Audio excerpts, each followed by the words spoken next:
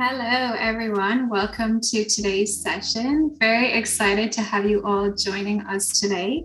For those who haven't been to one of our webinars before, my name is Kira and I'm the marketing manager at Sapling, and I will be moderating today's session. And we're here today to chat about all things recruiting and onboarding in the post-pandemic workplace. So very, very excited for today's discussion and excited to learn a lot from our panelists today as well. So yeah, while we're waiting for a couple more people to join us, feel free to type in the chat box and let us know where you're joining us from. Yeah, so just a reminder, we are recording today's session and we will send a copy of the recording to everybody afterwards as well. So you will get that by email in the next day or two if you're not able to attend for the full session, or perhaps you want to share the recording with somebody on your team who can't join today. So yeah, I can see in the chat already we have people joining from everywhere: Austin, Texas, New York, Seattle, Chicago, Portland, Canada, Orlando, everywhere, North Carolina. Yeah, wow, thank you all for joining us. And yeah, we really hope you learn a lot in today's session. So yeah, I do want to give a quick shout out before we begin to our two partners who helped organize this session, Codility and Sapling. And for those who may not be familiar, Codility makes great hiring decisions effortless without wasting engineering or recruiter time. Candidates are evaluated equally based on the technical skills that matter, enabling engineering leaders to build high-performing, diverse teams that power growth. And Sapling is a people operations platform that automates your people workflows from onboarding to offboarding and everything in between by connecting your people data across your existing systems. So big thank you to the teams behind the scenes at Sapling and at Codility who've been helping plan today's session. But without further ado, I do want to get stuck into the discussion. Very interesting discussion we have lined up for you today. And firstly, I'd like to introduce all of our speakers. So do want to hear from all of you on the panel. And Jeremy, I'll go to you first to say a quick hello to our audience. Thank you. So I'm Jeremy Schmidt. I'm the Director of Global TA at Codility, 20 plus year talent acquisition, engineering, recruiter, really specialized in building sort of niche technical teams for organizations trying to scale. So very excited to be on today, and I will pass it over to my partner in crime, Miss Adrienne.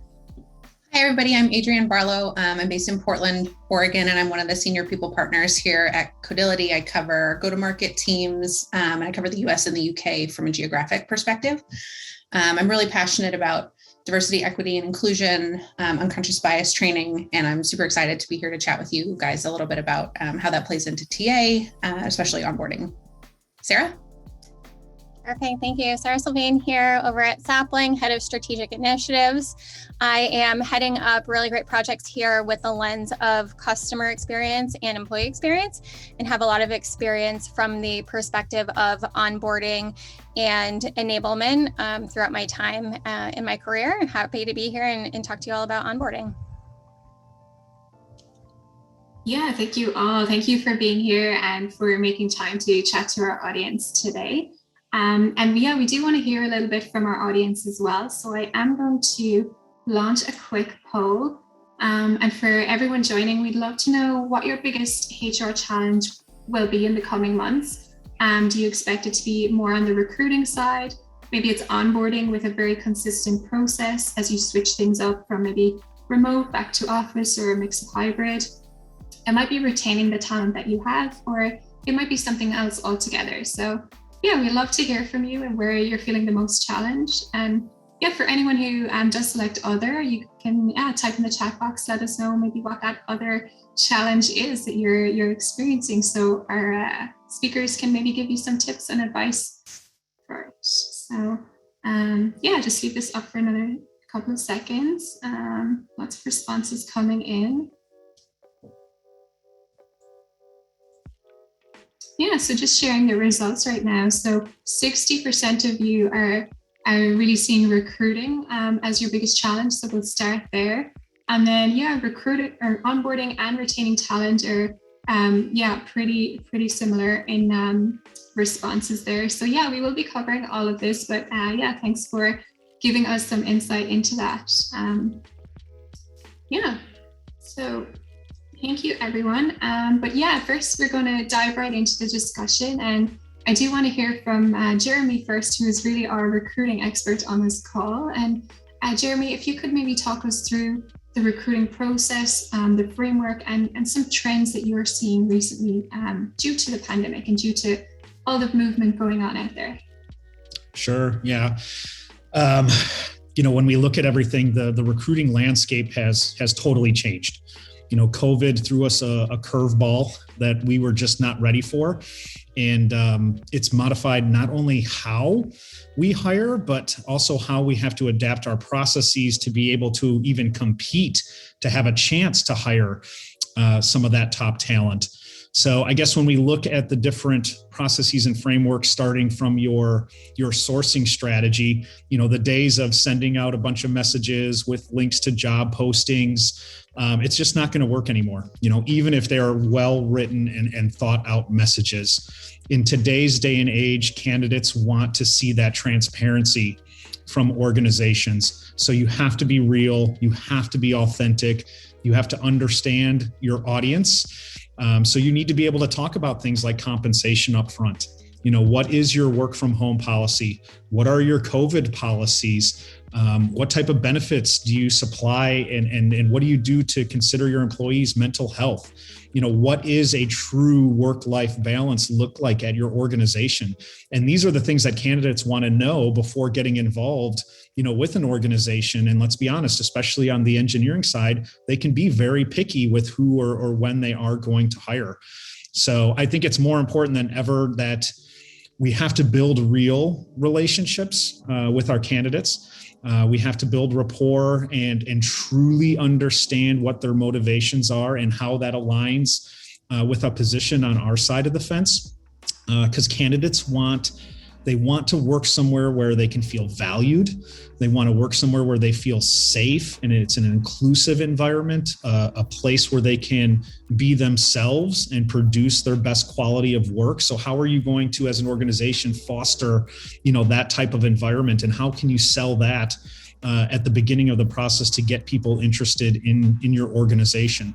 So I think we really have to change the way that we're addressing and sourcing the candidates from the top of the funnel. And then as we move more into sort of the interview process too, the days of the air of arrogance where companies would sort of make candidates feel like they should be honored to have the opportunity to interview with them. Those days are long gone, and you have to approach it that the candidates that are spending time to learn more about your organization are interviewing you, just as much as you're interviewing them. So you have to be able to give them a more progressive process to get to know you as an organization. So one thing that we are in the process of rolling out here at Codility that's been really successful is we have sort of a choose your own interview path. Remember the books when you were a kid and it was jump to page 67 to walk the plank, or, page 16 to climb the pirate mast. We want to give candidates the ability to get to know us. So we have 4 different employee resource groups, or ERGs, within our organization. We have an LGBT+Q, women in tech, people of color, and a parenting group. And so what we like to offer the candidates as part of the process is, pick someone within our organization that you would love to speak with. Look at our different ERGs. Do you want to maybe come to one of the meetings and hear some of the important things that we're addressing and talking about as an organization? Totally informal, doesn't affect their candidacy for the position, but it gives them the opportunity to look at us from a different lens to see what it would be like to work in our type of culture. So I think being more progressive with how you view the interview stages and how you treat the candidates, being more transparent through the process is definitely going to help, fill that top of the funnel and then push people down towards the offer stage. And then when it comes to the offer side, I think the days of playing poker are over. I don't think that people want to go through that process of we'll say this and you say that and go back and forth. And if you're getting to that stage and you haven't been honest about the compensation and the benefits and all those things already, you've already had bad process and something is wrong, with your funnel. But I think when it comes down to that, if you have the right relationship, if you're positioning your role and it aligns with what the candidate wants, you don't have to play poker anymore. It should be exciting for both sides. It shouldn't be stressful and full of anxiety. And I think all of these stages really roll up to having great managers that are trained in how to take people through the hiring process in a very unbiased approach, which is very, very important for DE&I initiatives. So I think there's been a lot that's changed in the landscape, and we as organizations have to change to fit those needs of the candidates. Yeah, thank you. And you touched there on the importance of unbiased hiring managers. And I know, Adrian, that's really one of your favorite areas to talk about, and that you have quite a bit of expertise there. Maybe you could touch on that for a minute. Yeah, absolutely. Thanks, Kira. Training around unconscious bias, I think, is particularly critical for hiring managers because they're so directly tied to who we do and don't bring into our organization. For the most part, I'm assuming folks on this call are generally within the HR sphere. So acknowledging that we have biases is probably par for the course given our profession. But I think we can forget that it feels sometimes foreign and occasionally accusatory when we talk about it with the broader workforce. So when we look at bias training, the crux of what we want to teach people, in my mind, boils down to two things. It's about introspection and ownership. When we're talking about bias training for hiring managers, I think people need to be taught how to uncover their biases. It's not enough to bring somebody in to say, did you know everybody brings unconscious bias to the table? You need sort of that tactical component in your training. And that's the introspection component. But I think the other component that we lose sometimes in training opportunities is that they need to understand their biases enough to counteract them. This is an active, ongoing process. And I know many of us have sat through mediocre training where you take it, you feel good about it, you soak up maybe 10% and bring it into your regular day. But that doesn't really work with great bias training. Great bias training gives people enough to latch onto that they end up noodling it after the training ends, because this is an ongoing process. I mean, I think the last couple of years have really taught those of us who've been paying attention that there's so much that we don't know about our own biases. And I think that that's something that gets lost in some of the sort of canned training options that float around. I think there are some really solid live training options out there, and Codility is working with some partners for our own internal training purposes on those. But I wanted to mention, I've been at companies in the past where the budget just is not there to bring in outside training, and you end up with someone like myself building that from scratch. And so one of the things I wanted to mention while I had folks here today is that if that's your situation where you just don't have the budget to bring in training like this, and you're trying to do it yourself, I have two pieces of pseudo unsolicited advice. The first is to be vulnerable and share an example of your own bias and how you've worked to overcome it. It's disarming. It softens your audience when you're willing to come to them and say, yeah, I'm here telling you that you all have unconscious bias. Would you like to know mine? So my example that I often give is I went to a fancy university, and early in my career, I had this thought that because I went to a fancy university, people coming into the organization would do better if they also had a similar education background to me, not just a university degree, but a really good university degree or a great GPA or summa cum laude, et cetera, et cetera. And if there's anything that I've learned in the past 5 years, it's that my university education didn't hurt, but it's not the reason I'm successful at work.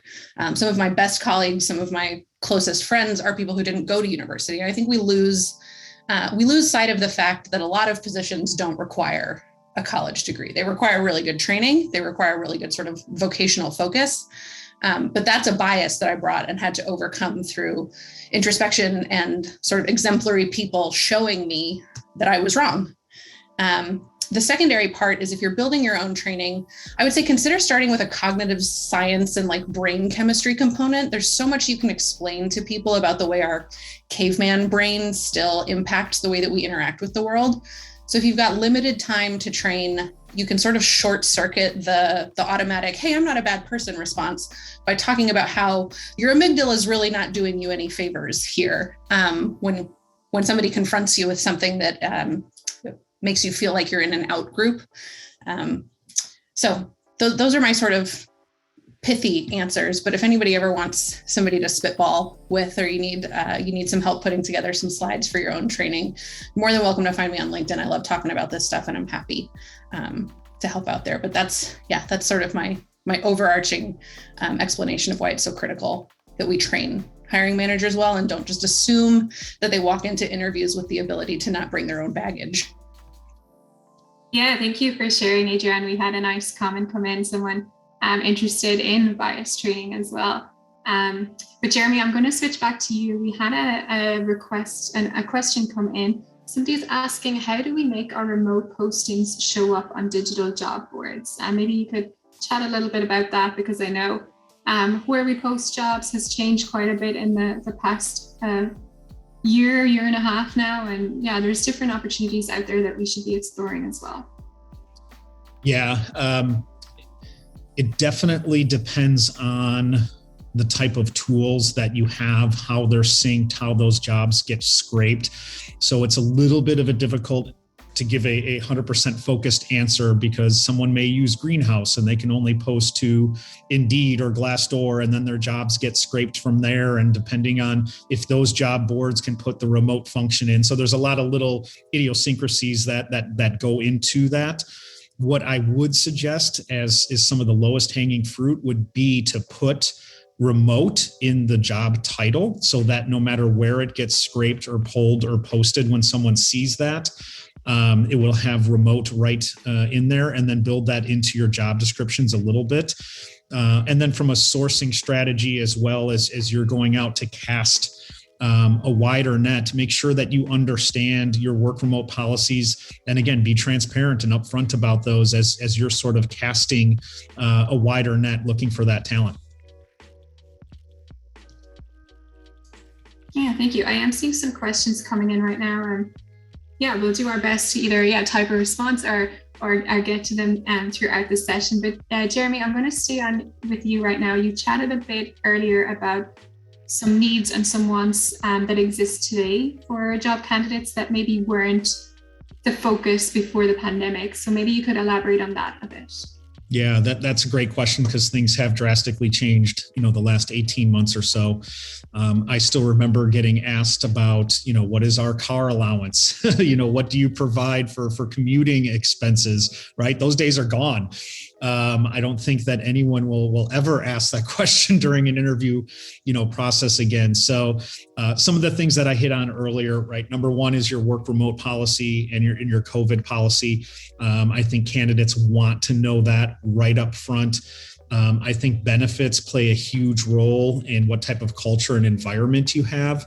So do you have things like a health and wellness budget that you provide? Is there a type of personal growth, budget that you're able to provide?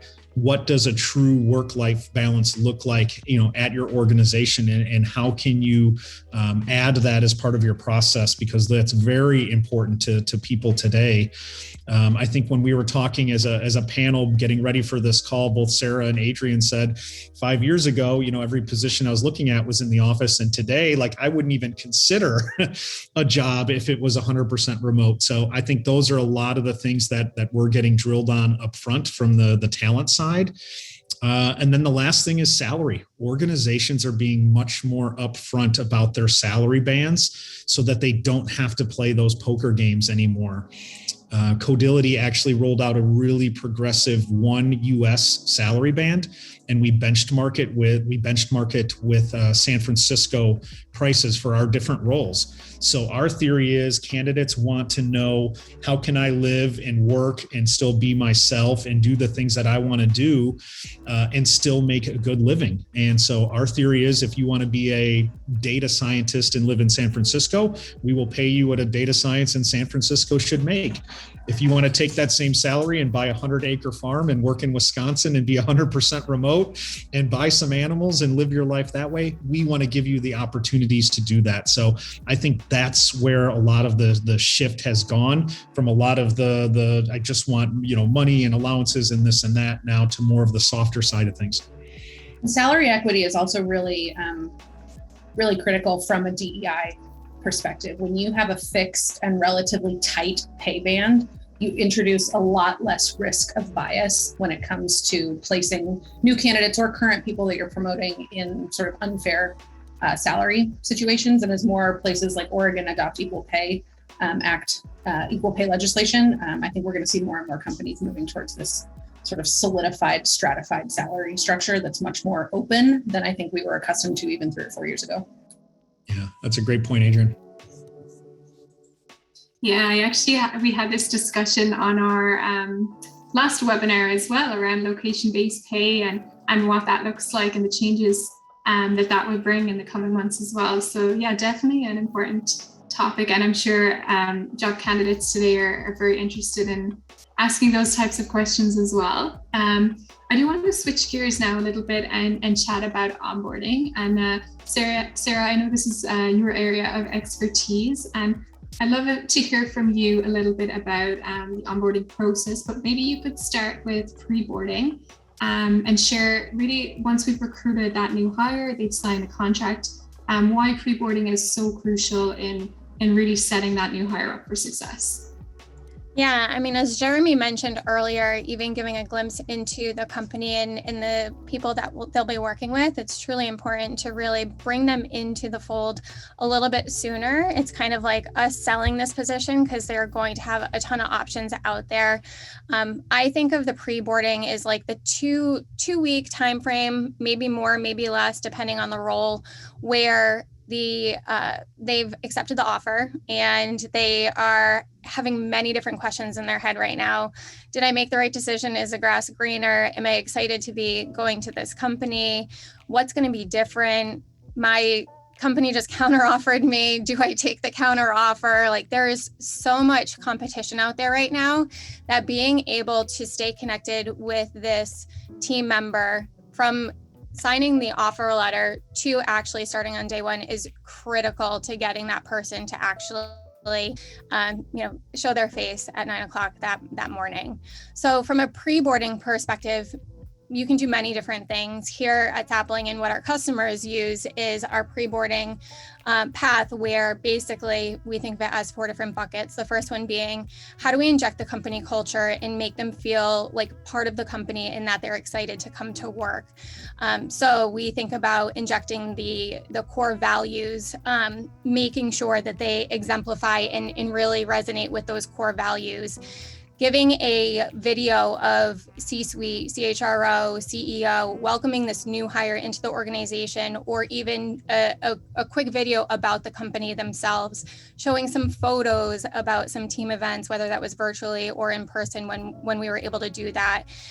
In addition to, most importantly, driving the connections instantly. So there's a portion of pre-boarding where you're actually getting to meet the team pictures. You can see who your manager is going to be. You can see who your buddy is going to be. You can also see your team that you'll be working with, in addition to your onboarding team that you'll be probably sitting side to side with or virtually with within the first week or so. So we have that opportunity to start driving those connections from day one as well. And then lastly is, being able to show your new company who you are. So being able to fill out all of the essential information so that your team members can actually learn a little bit about you before day one. So when you hit the ground running and you're meeting those people for the first time, you can have those instant connections about favorite movies or the type of coffee you like, or, just those little touches of being able to get those common interests and those conversations starting as you start on that first day. So pre-boarding is jam-packed, getting that employee really started. Other companies, I'm sure, are doing other things as well to surprise and delight those employees to make them top of mind. But here at Sapling, we do leverage the platform to do that. Yeah, thank you for sharing those insights. Pre-boarding, Jeremy mentioned, how important it is that they're interviewing you just as much as you're interviewing them. So once that contract is signed, you really want to build on that connection and make sure, that they're excited to join and feel welcomed on their first day when they do join, whether that's virtually or maybe in person now. Who knows? Everything is up in the air these days, and every city and every location has lots of different comfort levels and different restrictions still in place. So things continue to be a bit up in the air right now.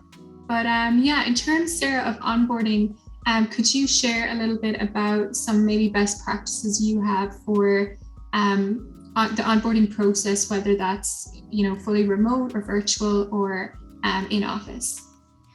Yeah, I mean, it's definitely going to be a mix of all three different worlds moving forward. And I know companies are starting to gear up to understand what path they're going to take.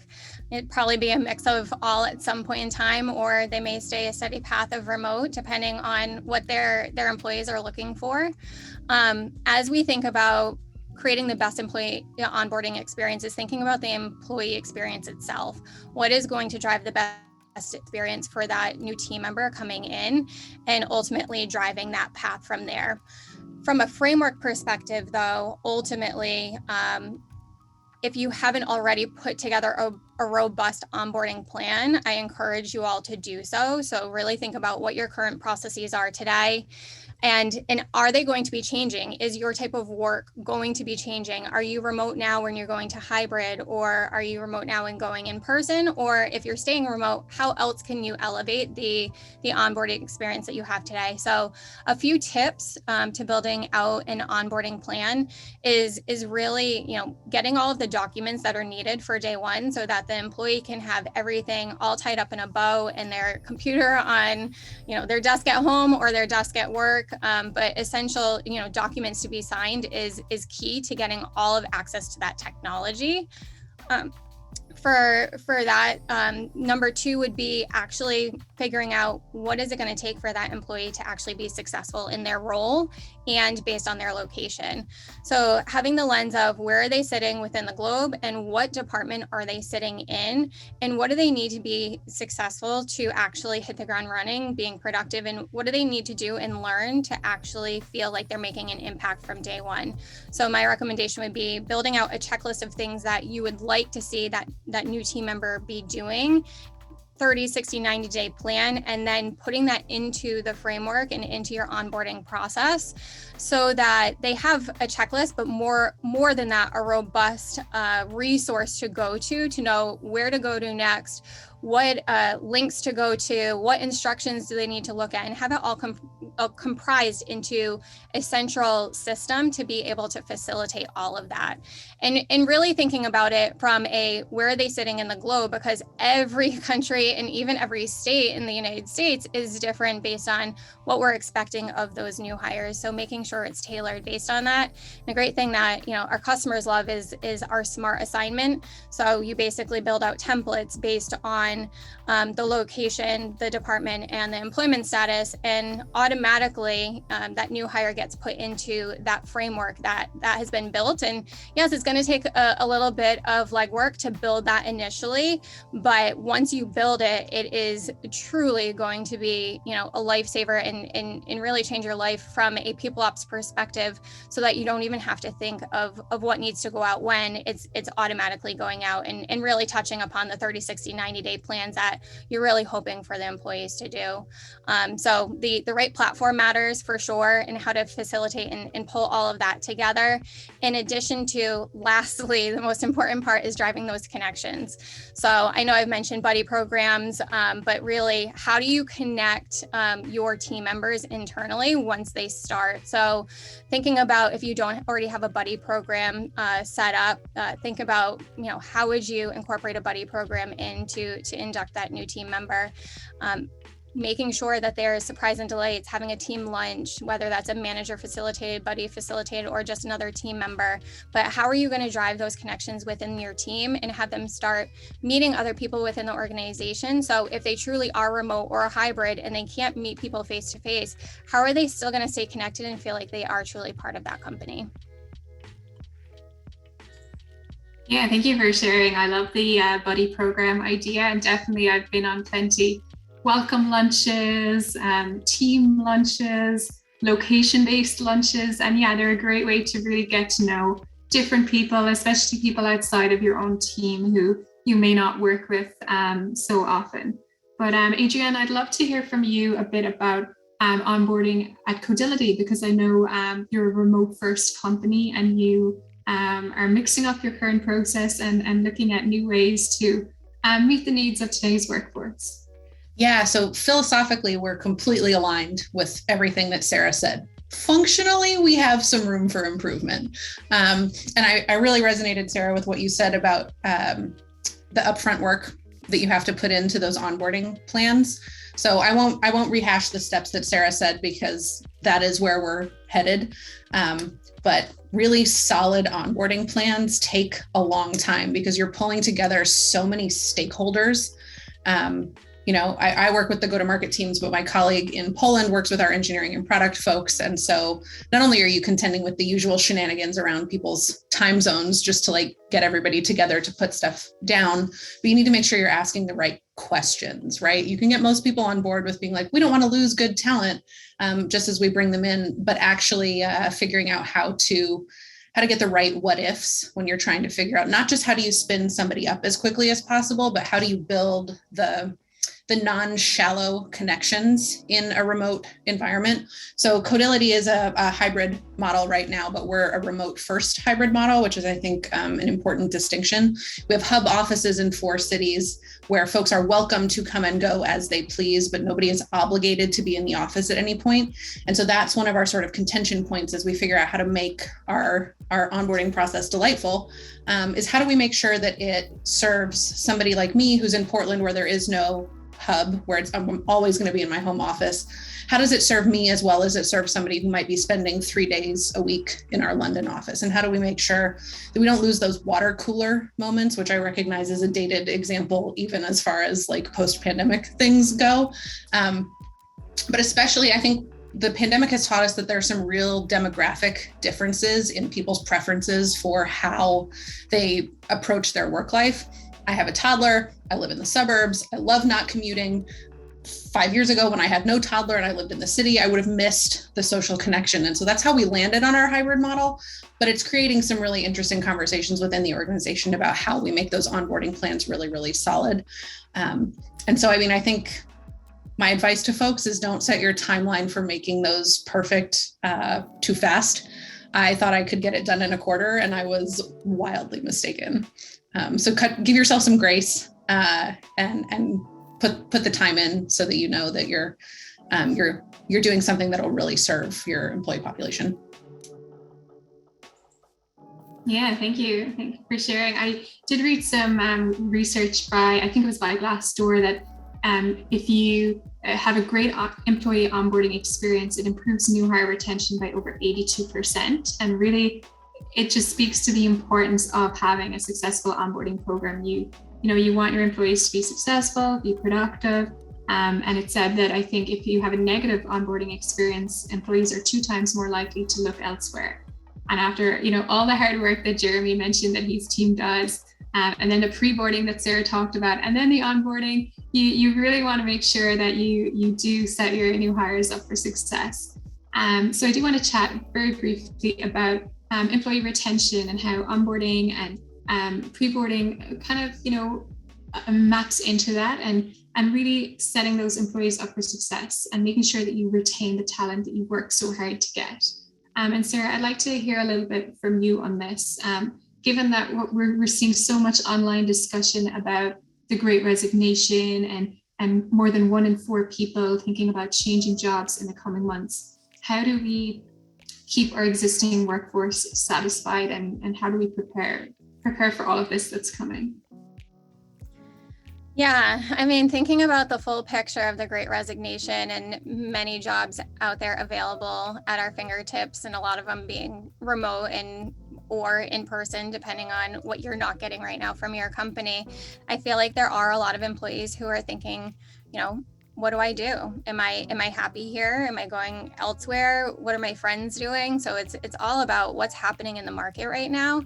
I would say, as Jeremy mentioned earlier about the importance of what a company is offering, I think we truly really need to think about, how well have we provided what we feel like our employees need to our employees. So as we think about, the growth mindset and learning and development, which is super key in the market today, everyone is looking to make sure that they are learning and growing within the organization that they have. So from that perspective, do you have a learning plan in place and a development plan in place? Are managers held accountable to make sure that you're having continuous conversations from a performance perspective, from a feedback perspective, and in a clear path for those employees so that they know what they need to do to get to the next level? Onboarding only plays a little piece in that. Like, of course, having the onboarding process all buttoned up is truly going to, change that 82% figure. But that is ultimately because you're setting expectations from day one. You're providing the right tools and resources to that employee from day one, and you're able to actually pave the path of this is what success looks like, and this is what you need to accomplish if you've really built out that robust onboarding. So setting that foundational level on day one is key from an onboarding perspective. But as we're talking about, the current team members at your organization, they're looking more at the learning culture, the performance culture, and honestly, as Jeremy mentioned earlier too, is like they want to feel valued. So how are you recognizing the great work that's happening? Because everyone is, although remote and you're not seeing everyone, at their fingertips at the computer, like everyone is working very hard. And how, especially being remote, are you recognizing that work internally? Do you have a recognition plan? Here at Sapling, we have Hey Taco, which is a Slack integration, which is amazing. It's a really cool concept, but there's a ton of other things out there that you can do. What are you doing from an anniversary milestone perspective? And is that a surprise and delight moment for those employees? And truly, what are your benefits that you're providing your employees? And do you have that full package? It's not just onboarding, and it's not just recognition, it's not just performance, it's the full package. Do you have, the setup for success from day one with onboarding, the learning culture, the performance culture, and truly patting your employees on the back for not just the over and above work that they're doing, but the work that they're doing day in and day out that is making your company successful? So I would say you definitely want to think about that full package as we're looking at the Great Resignation, and definitely eyes wandering out there and hoping that you have at least some piece of the puzzle, and how can you get to that full piece so that you keep all of your employees with you? Yeah, I'll piggyback on that as well a little bit from the communication as an organization standpoint. And I hate to go all Brene Brown on everyone, but that vulnerable trust that comes from leadership from the top down is so important towards retention and understanding all of these great benefits. I'm sure everyone on this call has worked at an organization to where they had certain benefits that they didn't even know that they had, and it wasn't articulated to them, and there was no communication from leadership, and people didn't work towards the same common goal. But as an example, our CEO, I've been at Codility going into my third month, so still relatively new. Natalia sent me a message and just said, "Hey, hope things are going well. We're so happy that you're here." And it's little things like that don't take time. They don't take a lot of money, but that makes you feel so valued as a person. And those are the little things, the little touches that organizations need to be able to do today, because that's what talent wants. Yeah, I love that. Those simple steps, a little bit like what Sarah mentioned earlier, recording a welcome video for a new hire, just something quite personalized, doesn't cost money, takes 5 minutes or less, and makes just quite an impact on that person. So yeah, I love that idea. I am going to start moving to some live questions. I do see questions coming in already. So anyone who's listening right now and would like to ask some questions to our audience, please type them in the question box. But yeah, I think Jeremy, we might go straight back to you. Somebody is looking for advice on sourcing alternatives to job boards. They're saying job boards are expensive and don't always produce qualified candidates. So what are your thoughts on that? I want my teams to source where the people live that we want to hire. So what do I mean by that? I want to be in front of the talent, but not to the point where it's just fluff, right? So grassroots of building real relationships, sort of that boots on the street approach. So as an example, if you're hiring engineers, you don't just go to a job fair at a university and hope that a good a student walks by your booth and is interested in what you do. You reach out to the computer science program. You schedule a session with them. You buy some pizza and soda. You'd be surprised that goes such a long way with the students. But what we used to do at another organization I was at was we would give different talks on what they were interested in. And one of the most popular ones was, how to negotiate your first job offer. And we would have 30, 40, 50 engineering students come to listen to that, because that's pretty intimidating. You're about to graduate, you're going out to doing that, but we weren't there just to sell our company. We were there to provide some type of value and, again, build real relationships. So I would say look at where the people you want to hire, depending on the vertical and discipline, live. And then get in front of them and then build real relationships. So whether that's meetups, LinkedIn groups, college campuses, but it has to be in a way where you're engaging with the talent long term. It can't just be you show up once a year, try to hire a couple people, and then you're gone again. It has to be an effort to where you put in some time to build that out.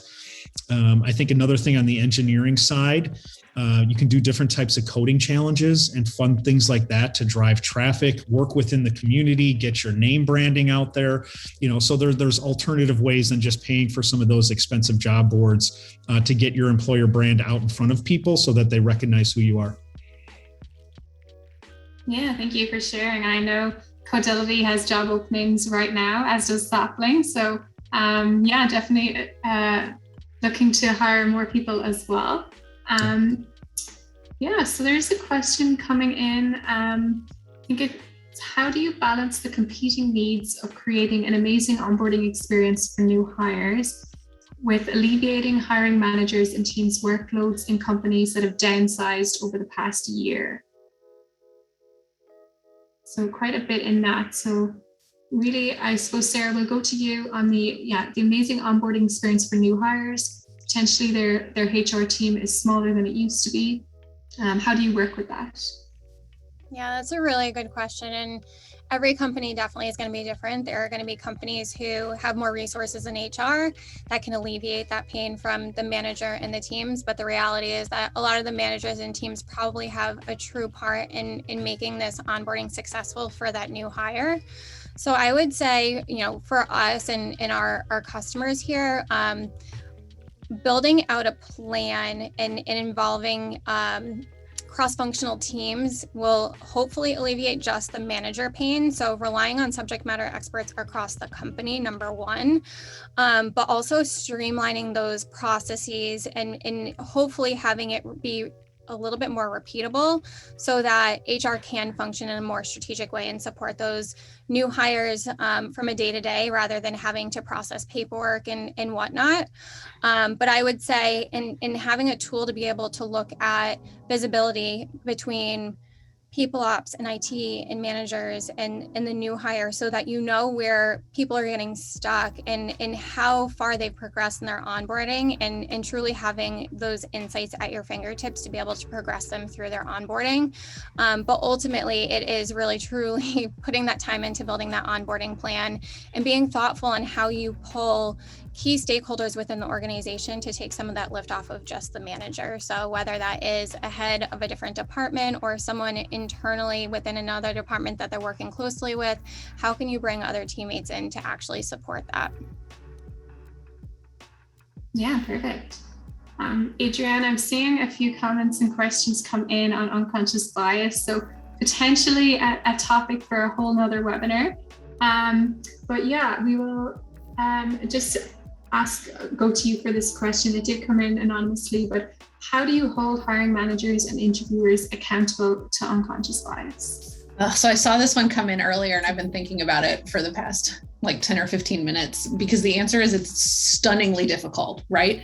I don't have an excellent solution to this. Some of it is about structured interviewing processes, right? So that you have a degree of confidence that each candidate for a position is being asked the same basic set of questions, the same general volume of follow-up questions. One of the things we know is that in-group candidates, meaning I'm a white woman interviewing a white woman, that's my in-group. In-group candidates tend to get either more softball questions or more follow-up questions if the interviewer isn't confident in their answer.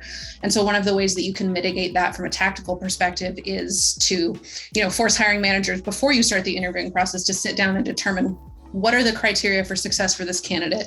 What specific questions are we going to ask every candidate that tie directly back to what our hiring criteria are, and then hold them accountable for interview notes. I've worked places where we say you're responsible for maintaining your interview notes for 3 years. Most ATSs will sort of solve that problem for you, but I have also worked places that don't have applicant tracking systems. So maybe you're MacGyvering your system on the back end.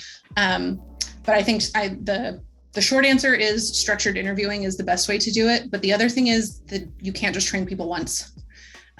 You're always going to have people filtering through, and our knowledge and understanding of bias training is going to get better over the years, right? So if you train somebody now, we're going to know more and do better 2 years from now than we do now. And you need to make sure that this is a part of training that your organization is budgeting for on a continuous improvement scale, not a one and done type of situation.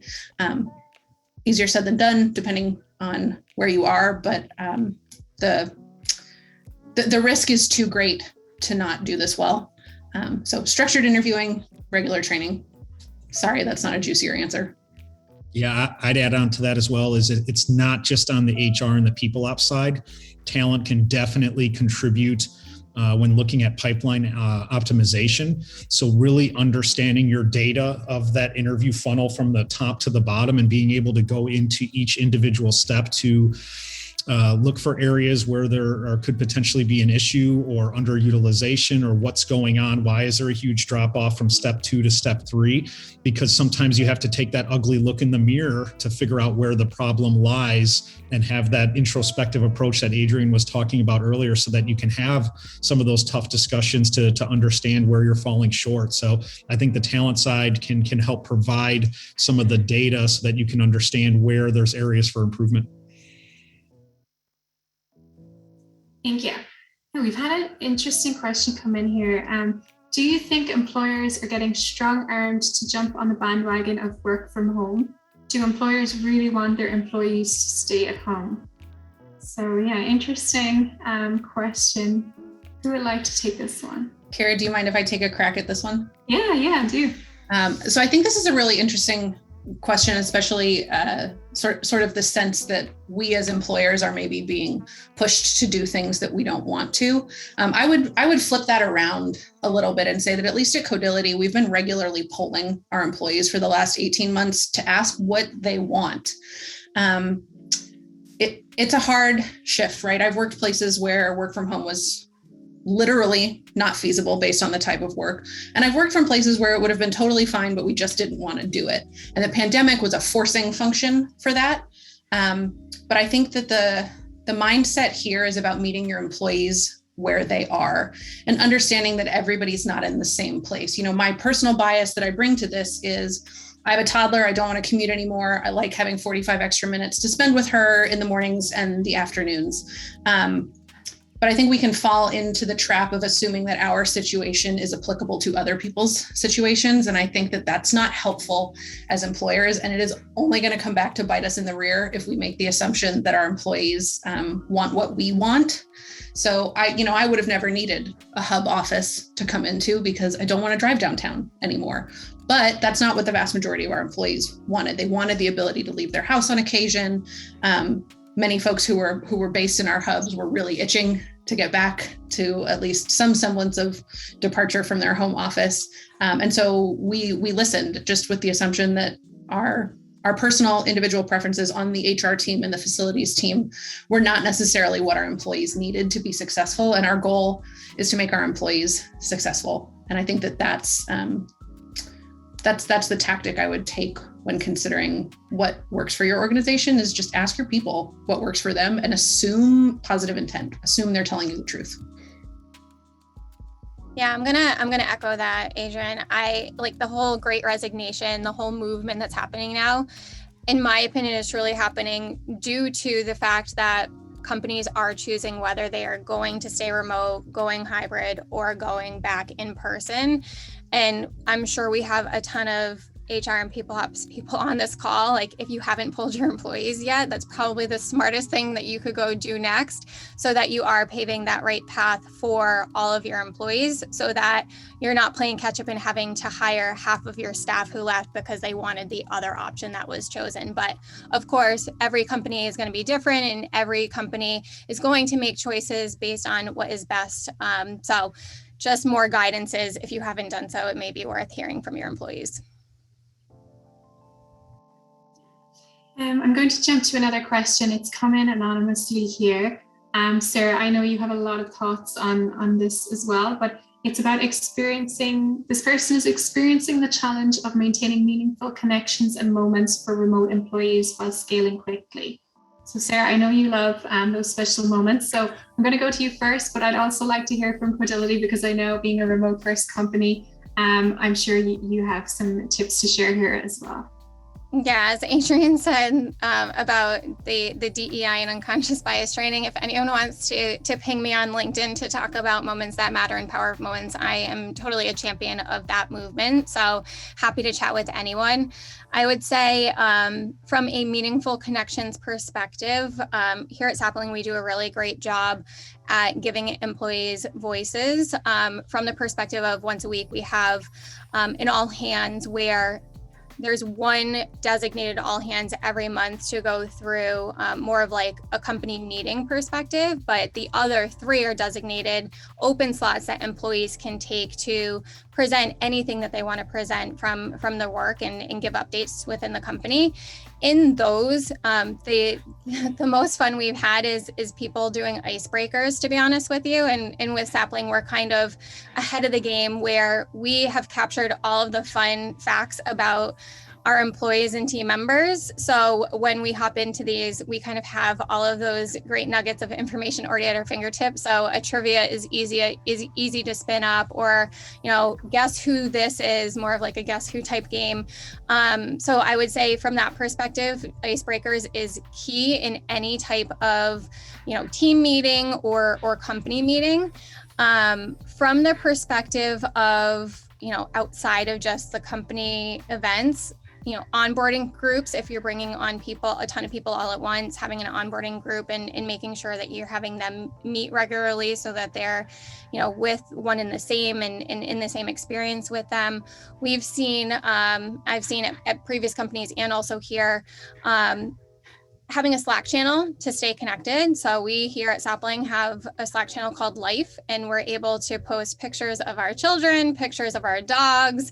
If we took a trip or a special event happened, we share that, and everyone gets to learn a little bit more about each one of us from a human perspective. So as I encourage you all to think about the moments that truly matter and how to drive connections, I would think about really connecting on the human lens and bringing yourself to work and making sure that others do too. So hopefully those were a couple quick tips, but I have a ton more in my back pocket if you do want to LinkedIn me.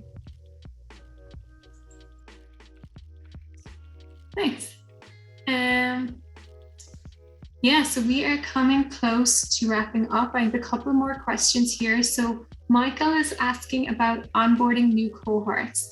It's a big lift and it takes time. So how often do you onboard new cohorts? So Codility, I'm going to go back to either Adriana or Jeremy here, because I know you're hiring in multiple locations around the world right now. I can tell you the answer is we don't have a great cohort program. We will bring people on any day that they tell us they will join, and it is not sustainable. It works for us now because we're small and we have myself and a partner in Europe, and we really desperately need our talent to join us as quickly as possible. But I predict that by 2022, we're going to need to have twice a month cohorts, and that will also allow us to make our onboarding process a little bit less messy when we have sort of general onboarding meetings that we can run at a more regular cadence. So this is just, me being candid and telling you, I don't think we're nailing it right now. We will bring anyone on anytime and do our best to make them feel connected. But at 150 people, it's more sustainable than it will be as we grow over the next year. And I know Jeremy and I are sort of cognizant of the limited capacity to continue in our current paradigm. Yeah, thank you. So we're coming close to the end, and I do want to hear from each of our speakers on one final question that somebody asked. And the question is, how do you prepare your current team for your future team?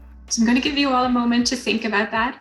I do have a final poll here I would like to launch to our audience, just to get a sense of if anyone listening today would like to learn more about Codility or about Sapling at this time. And then I'll come back to our speakers. How do you prepare your current team for your future team? So, yeah. I think sorry, Sarah, go ahead. I think from the talent side of the house, it's communicating the hiring plan and having all of the managers understand what is approved and what does that look like, not only in the short term, but the long term, so that they can manage down to their team members as well. So I think just being very transparent, very honest, very open, but making sure you take the time to articulate those things, I think is huge, so that everybody on the teams know what you're looking for and why. It will help with your referral program, which is a great way to find talent, especially if you have an awesome culture that your people are excited about and you have good employee branding and content that you could push out. So I would say from the talent side is just communicating that approved hiring plan, short and long term, so everyone is in sync. I would say from our side, I looked at that a couple different ways. So I'll think about it from one way first is like creating the culture that you want. So making sure that every voice is being heard and driving the right connections and behaviors and having a growth mindset is like, how do we shape today for our future?